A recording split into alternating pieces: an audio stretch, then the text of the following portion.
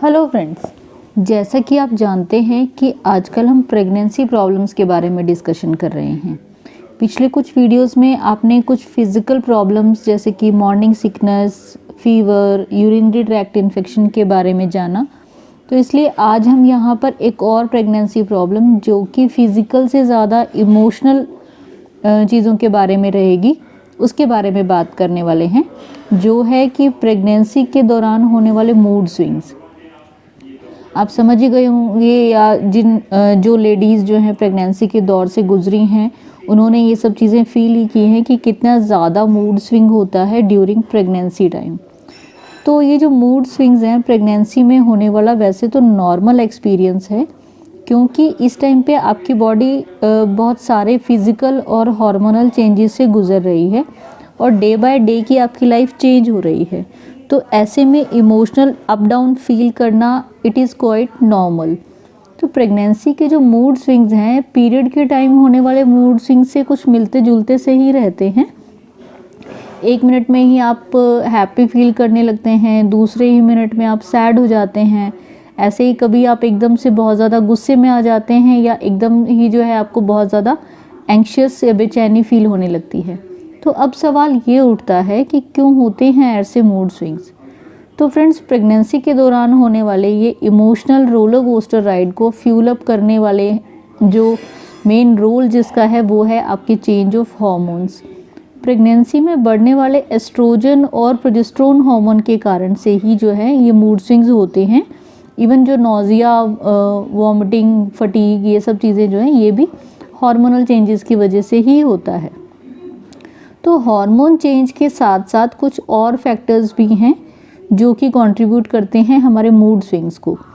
तो उसमें सबसे पहले आता है आपका जो प्रेगनेंसी के टाइम पे फिज़िकल डिस्कम्फर्ट हो रहा है, उसके कारण से आपको ये मूड स्विंग्स होते हैं। दूसरा है कि आने वाली जो बच्चे के आने के बाद जो आपकी लाइफ में चेंज होने वाला है, उसकी जो छोटी छोटी टेंशन्स हैं, जैसे कि आप बेबी को कैसे संभालेंगी, बेबी के साथ अगर आप वर्किंग हैं तो आप अपना जॉब कैसे मैनेज करेंगी, घर कैसे मैनेज करेंगी, इफ़ आपके साथ कोई एल्डर नहीं है तो आप कैसे सब चीज़ें संभालेंगी। तो वो अपने आप में एक बहुत बड़ी टेंशन रहती है। तो जैसे कि मैंने कहा कि ये सब कुछ कारण हो सकते हैं आपके मूड स्विंग्स के। तो मूड स्विंग के कारण जो सिम्टम्स जो हैं, कारण हमने देख लिया सिम्टम्स। अब यह है कि कॉजेज़ को देखते के बाद हम ये देखते हैं कि फ्रेंड्स किस प्रकार के मूड स्विंग्स जो हैं आपको फेस करने होते हैं। तो लेडीज़ प्रेगनेंसी में अलग अलग फेज़ में अलग अलग तरीके का मूड स्विंग फेस करती हैं, तो उसके बारे में थोड़ा हम बात करते हैं। तो सबसे पहले है यहाँ पे फियर, मतलब बहुत लेडीज़ को अलग अलग प्रकार का डर जो है इस टाइम पे सताता रहता है। जैसे कि बात करें कि फर्स्ट ट्राइमेस्टर में सबसे इम्पॉर्टेंट जो डर है वो यही है कि कहीं उनका मिसकैरेज ना हो जाए। तो पहले 3 महीने में ये बहुत बड़ी फिक्र रहती है कि आपका मिसकैरेज ना हो जाए। आपको फील होगा कि आप फुल टाइम ही जो है इस बात को लेकर के पैनिक करते रहते हैं कि क्या खाएं क्या ना खाएं। ज़रा सा पेट दर्द या पेट में ज़रा सी हलचल महसूस हो या आपको हल्की सी स्पॉटिंग हो जाए तो आप इमीडिएटली जो है प्रोटेक्टिव मोड में आ जाती हैं कि कहीं आपके बेबी को कुछ नुकसान ना हो जाए। तो ये बहुत बड़ा फियर है जिसकी वजह से आपका मूड स्विंग होता है। अच्छा, ये तो फर्स्ट ट्राइमेस्टर की बात करें। सेकेंड ट्राइमेस्टर में जो फियर आपको सताता है वो ये होता है कि स्कैन के बाद में अगर कुछ आपके बच्चे को कोई परेशानी आ जाए, तो जब सेकेंड ट्राइमेस्टर में जो स्कैन होता है उसमें आपके बच्चे की सभी चीज़ें जो हैं उसमें आ जाती हैं। आपका बच्चा अच्छे से ग्रो कर रहा है, सभी चीज़ें हो गई हैं, उसकी हेल्थ इश्यूज़ की कोई दिक्कत नहीं है। तो ये सब चीज़ें जब तक आपका वो स्कैन नहीं हो जाता तब तक आप इस बारे में भी जो है डर महसूस करते रहते हैं। एंड ऑफ कोर्स मिसकैरेज का डर तो आपको फर्स्ट ट्राइमेस्टर या सेकेंड ट्राइमेस्टर में भी बना ही रहता है। अब थर्ड ट्राइमेस्टर की हम यहाँ पे बात करते हैं कि जैसे ही थर्ड ट्राइमेस्टर में आप एंटर होने लगते हैं तो जो डर सबसे पहले सताता है वो है कि डिलीवरी कैसे होगी। तो डिलीवरी कैसे होगी, कितना पेनफुल होगी, क्या डिलीवरी नॉर्मल होगी या सिजेरियन होगा, वो सब चीज़ें आप कैसे मैनेज कर पाएंगे। तो इस तरीके के फियर्स की वजह से जो है आपको बहुत हैवी मूड स्विंग्स देखने को मिलते हैं। इसके बाद है फ्रेंड्स, फियर के बाद एक और आपका मूड स्विंग होता है अनएक्सपेक्टेड क्राइंग। आम तौर पे प्रेग्नेंट लेडीज़ कभी भी किसी भी कारण से जो है रोना शुरू कर देती हैं। फर्स्ट ट्राइमेस्टर में ऐसा ज़्यादा होता है क्योंकि उस टाइम पे आपका हार्मोन चेंज पीक पे रहता है। तो ये जो अनएक्सपेक्टेड क्राइंग है, ये आपकी कोई फिज़िकल प्रॉब्लम नहीं होती है, वो भी आपका जो है एक मूड स्विंग का पार्ट है और आपके हार्मोन चेंज की वजह से ही होता है। इसके बाद है फ्रेंड्स एंग्जाइटी। बहुत लेडीज़ को बहुत ज़्यादा बेचैनी रहती है। क्यों रहती है बेचैनी? अलग अलग ट्राइमेस्टर में उसके अलग अलग से कारण हो सकते हैं, हमारी थॉट प्रोसेस के साथ भी और हमारे हार्मोन चेंजेस के साथ भी। तो फ्रेंड्स फर्स्ट ट्राइमेस्टर में जो एंग्जाइटी आप फील करती हैं प्रेग्नेंट लेडीज़, वो होती है मिसकैरेज को लेकर के, आपकी बॉडी में आप कैसी सेंसेशन फील कर रहे हैं इस चीज़ को लेकर के। तो और फिर एंग्जाइटी आपको खाने के लिए होती है कि आप जो खा रही हैं वो ठीक खा रही हैं कि नहीं, एनफ पानी पी रही हैं कि नहीं, आप ठीक से एक्सरसाइज कर रही हैं कि नहीं। मतलब जो चीज़ें आपको लगता है कि आप ये रूटीन तो नॉर्मल है लेकिन कहीं वो आपके बेबी को हार्म ना कर दे, इस वजह से जो है आपको बहुत ज़्यादा एंग्जाइटी रहती है। सेकेंड ट्राइमेस्टर में एंग्जाइटी जो है लेडीज़ को अपनी ग्रोइंग बॉडीज़ को लेकर के हो जाती है कि लेडीज़ समझती हैं कि उनका बहुत ज़्यादा वेट बढ़ रहा है, उनका बॉडी का शेप ख़राब हो रहा है। या फिर यूजुअली क्या होता है, जिनको फर्स्ट बेबी रहता है उनको बेबी की जो किक की फील होती है उसको लेकर के बहुत एंग्जाइटी हो रही है कि फ़लाँ लेडी को जल्दी फील होने लगा था, मुझे नहीं हो रहा है, या ये होगा तो किस प्रकार से आपको फील होगा, कैसा लगेगा, या आपको पता कैसे लगेगा कि ऐसा हो रहा है कि नहीं। तो वो भी एक एंग्जाइटी का कारण है। इसके बाद फ्रेंड थर्ड ट्राइमेस्टर में क्या होता है कि बेबी के मूवमेंट्स को लेकर के बहुत ज़्यादा एंग्जाइटी रहती है कि क्या आपका बेबी की मूवमेंट प्रॉपर आ रही हैं कि नहीं आ रहे हैं, क्या आप उनको अच्छे से मॉनिटर कर पा रही हैं कि नहीं, या अगर कुछ समय आपने बेबी की जो मूवमेंट फील नहीं की तो उससे कुछ नुकसान तो नहीं है। तो ये सारी चीज़ें जो हैं अपने आप में रीज़न है एंग्जाइटी का। इसके बाद होता है फ्रेंड्स एंगर, गुस्सा। ये पूरा टाइम बहुत लेडीज़ को रह सकता है, चाहे आप उनको कितना भी समझाइए कि एंगर करना आपके बच्चे के लिए अच्छा नहीं है, आपके खुद की हेल्थ के लिए अच्छा नहीं है, लेकिन क्योंकि जैसा कि मैंने कहा कि हार्मोन्स अपने आप में इसका कारण है, इसमें आपकी कोई गलती नहीं होती है। तो फर्स्ट ट्राइमेस्टर में क्योंकि हार्मोन्स पीक पर हैं तो उस टाइम पे आप ज़्यादा फ्रस्ट्रेटिंग फील करते हैं, आपके बहुत सारे हेल्थ इश्यूज़ भी रहते हैं उस टाइम पे ज़्यादा, तो उस टाइम पे आपको गुस्सा ज़्यादा आता है। एक और जो है मूड स्विंग का एक इशू फील होता है, वो आप होता है लो सेल्फ एस्टीम या फिर बॉडी जो आपकी स्ट्रगल करती है ड्यूरिंग प्रेगनेंसी।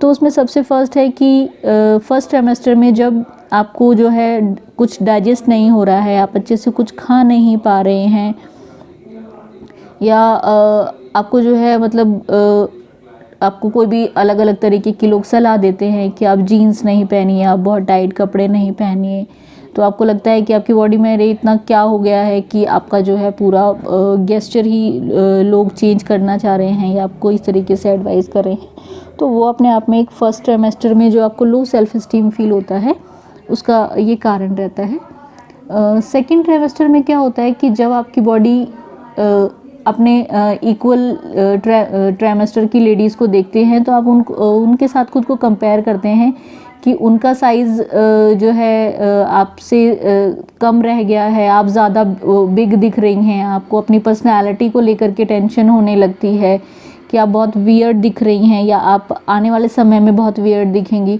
तो ये अपने आप में एक कारण होता है कि वो बहुत ज़्यादा अपना जो सेल्फ एस्टीम है उनका डाउन हो जाता है।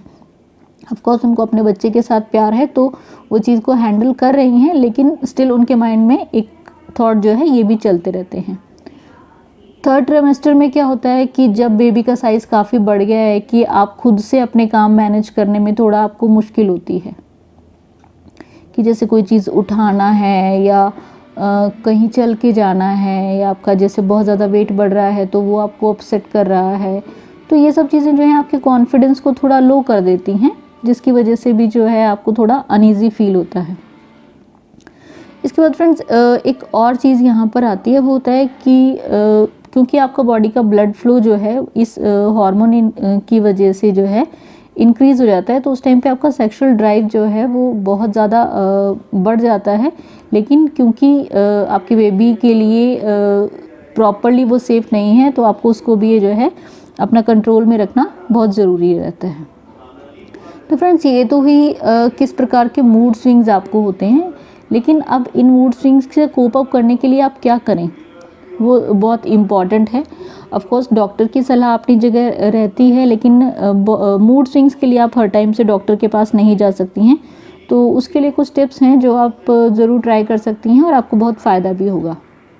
तो सबसे पहली चीज़ है फ्रेंड्स कि पेशेंस लेवल जो है अपना बनाए रखें, सब्र करना सीखें, ये सबसे ज़रूरी है। ये समझें कि आपको जो कुछ भी फील हो रहा है इस टाइम पे वो एबनॉर्मल नहीं है, वो सिर्फ एक जो है हार्मोन चेंज की वजह से है। ये टाइम भी गुजर जाएगा और इसका फल जो है आपको एक बहुत ही ब्यूटीफुल बेबी के रूप में मिलने वाला है। तो इसलिए आपको वो 9 महीना अपने मूड स्विंग्स के लिए जो है अपने आप की पेशेंस को ख़राब नहीं करना है और ये टाइम को आप अच्छे से बिल्कुल कैरी कर सकते हैं अगर आप जो है अपना पेशेंस लेवल मेंटेन रखेंगी। अपने पार्टनर से या अपने बच्चों से बात करें। किसी को भी अपनी तकलीफ़ के लिए आपको ब्लेम करने की ज़रूरत नहीं है। आप जो है एडवांस में इवन उनको अपने बिहेवियर चेंज के लिए सॉरी कह सकते हैं, क्योंकि समटाइम्स प्रेग्नेंट लेडीज़ अपना सारा गुस्सा, अपनी सारी फ्रस्ट्रेशन या तो अपने पार्टनर पर निकालते हैं या अपने बच्चों पर निकाल देते हैं, तो वो करना ठीक नहीं है। आप फ्रेंडली माहौल रखें, उसमें कि घर का माहौल भी अच्छा रहेगा और आपके लिए भी अच्छा रहेगा, आपके हेल्थ के लिए भी बहुत अच्छा रहेगा।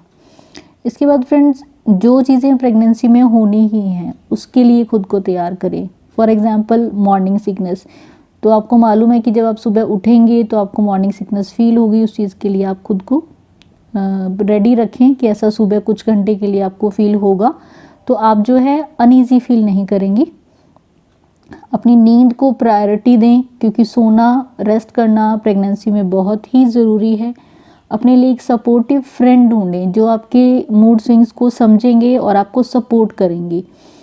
इसके बाद फ्रेंड जो हैं, कुछ आपके आसपास जो एक्सपेक्टिंग मदर्स हैं, आप उनसे कनेक्ट करिए, अपनी फीलिंग्स शेयर करिए, अपनी प्रॉब्लम शेयर करिए, तो आपको और अच्छा फील होगा कि सिर्फ आपको ही ये सब दिक्कत नहीं हो रही है, और लोगों को भी हो रही है और वो लोग उसको कैसे टैकल करते हैं। तो आपको जो है औरों से भी जो है कुछ टिप्स आप अपने लिए ग्रैब कर सकते हैं।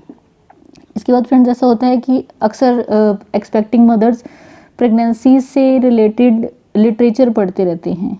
समटाइम्स क्या होता है, वो लिटरेचर बहुत नेगेटिव फीडबैक आपको देता है, तो ऐसे नेगेटिव लिटरेचर से बचें। अच्छी किताबें पढ़ें, आपकी क्वेरीज हैं अपने डॉक्टर से पूछें, उनसे बात करें, उनसे क्वेश्चन करें, ताकि आपको वो बताएंगे कि ये सब चीज़ें होना प्रेगनेंसी में बहुत नॉर्मल है और आप इसमें जो है इसको आराम से ले सकते हैं, समझ सकते हैं और अपना प्रेगनेंसी का टाइम अच्छा बिता सकते हैं।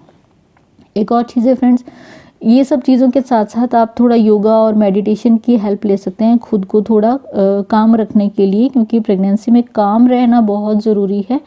मूड स्विंग्स को आप रोक नहीं सकते हैं, वो मोर और लेस होंगे ही, लेकिन उसको मैनेज करने के लिए योगा और मेडिटेशन आपकी काफ़ी हेल्प कर सकते हैं।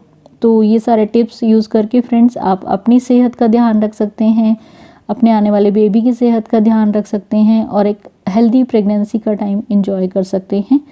Thank you so much friends for watching. I hope आपको ये जानकारी पसंद आई होगी। जानकारी पसंद आई है तो प्लीज़ चैनल को लाइक, शेयर और सब्सक्राइब कर दें। Stay healthy, live well.